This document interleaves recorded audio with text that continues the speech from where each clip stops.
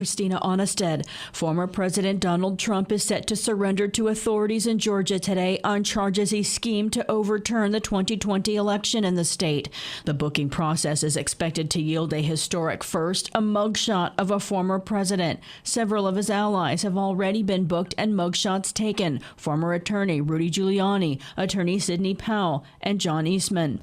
Trump's booking comes a day after he rebuffed the Republican presidential primary debate and opted to do a one-on-one interview with fired Fox News host Tucker Carlson instead, where Trump railed against his prosecution, peddled 2020 election lies, and called the deadly January 6th Capitol attack a beautiful day. People in that crowd said it was the most beautiful day they've ever experienced.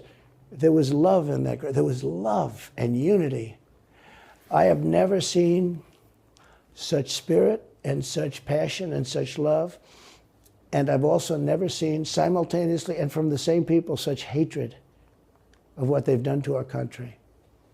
So do you think it's possible that there's open conflict?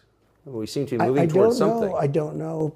There's a level of passion that I've never seen. There's a level of hatred that I've never seen, and that's probably a bad combination. Today's booking is Trump's fourth arrest. He faces 91 charges in 4 separate indictments. 8 Republican candidates sparred on stage last night during a presidential debate in Milwaukee, Wisconsin. Trump's former ambassador to the United Nations, Nikki Haley, former governor of South Carolina, called her former ally a threat to the party. She got mixed reviews in the crowd. We have to face the fact that Trump is the most disliked politician in America. We can't win a general election that way. When candidates were asked whether human-caused climate change is real, only one raised their hands. Quickly, former Arkansas Governor Asa Hutchinson. Florida Governor Ron DeSantis quipped back they're not school children and called for a debate, where business entrepreneur Vivek Ramaswamy called climate change a hoax. I'm the only person on the stage who isn't bought and paid for, so I can say this. The climate change agenda is a hoax. The climate change agenda is a hoax. And we have to declare independence for it. He also said he'd close the IRS and Education Department. Several railed against schools and woke policies that embrace diversity. President Joe Biden's campaign and the Democratic National Committee warned the debate would be a MAGA extremist confab. Christopher Martinez reports. Jamie Harrison is chair of the Democratic National Committee, or DNC.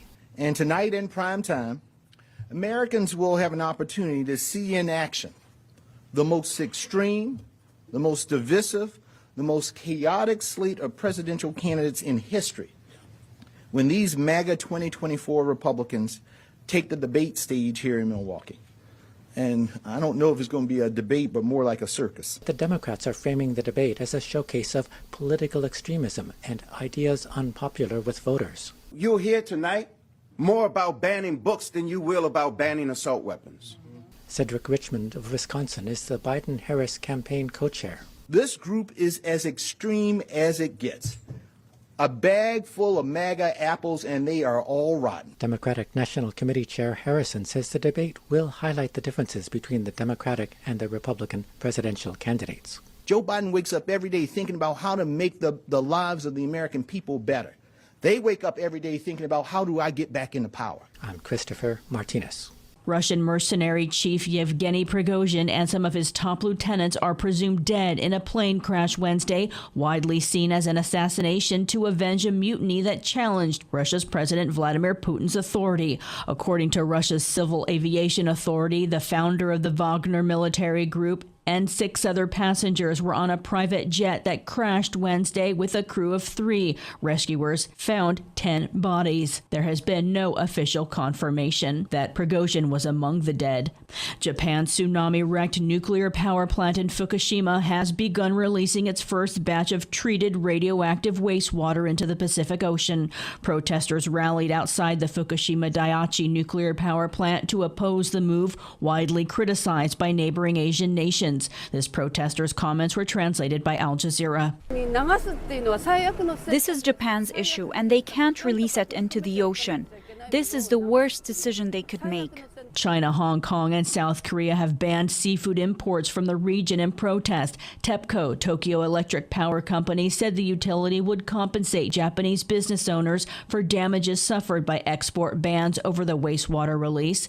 The water still contains tritium. The Japanese government says the treatment and dilution exceeds international safety standards. Just last month, TEPCO said it tested a fish caught near the Fukushima nuclear power plant and found it had radioactive cesium 180 times over Japan's safe level.